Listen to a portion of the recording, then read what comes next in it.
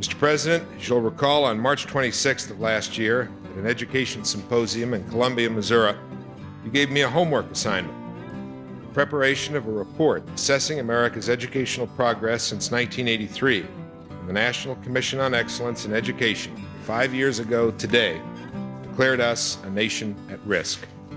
You asked that this report tell the American people how far we've come and what still needs to be done, what reforms have worked, and what principles should guide us as we move ahead.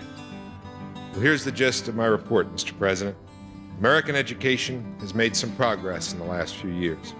I'd been in the cabinet about 3 months, and I was getting very bad press. I was speaking out, and was getting rough treatment in the editorial pages. We had a cabinet meeting. The president came in carrying 3 folders. One of them said Bennett, and as he opened it up, it was the second thing on the agenda, he started to read these headlines.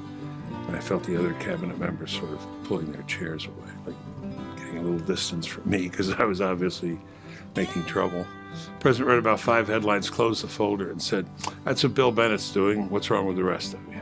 And the boss had put his arm around me. It's like the captain of the ship on a low-level sailor, putting his arm around saying, "You're okay."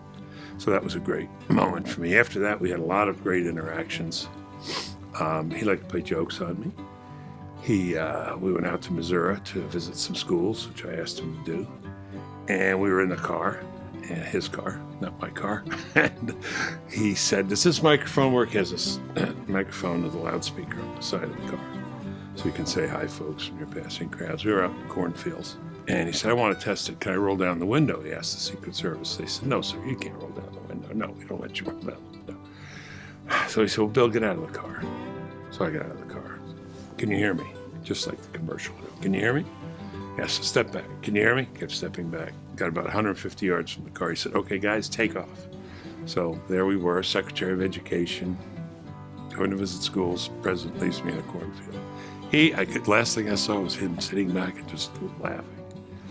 So that was the kind of relationship we had. A lot of fun. To be with him in that kind of context and that kind of conversation, and then to step back and realize this man did perhaps the most consequential thing in 500 years, which is take down the Soviet Empire, take down the Communist Empire. Extraordinary. Stared him in the face. What a remarkable experience for this guy, former Democrat, scholarship student from Brooklyn, New York, to be in the cabinet and to be in the presidency, to serve and to remember forever this president. Mr. President, I know the audience is eager to hear from you, and I want to tell you that in this audience are many principals and teachers. And I know since the time you were a young boy, you've been comfortable in the presence of teachers and principals.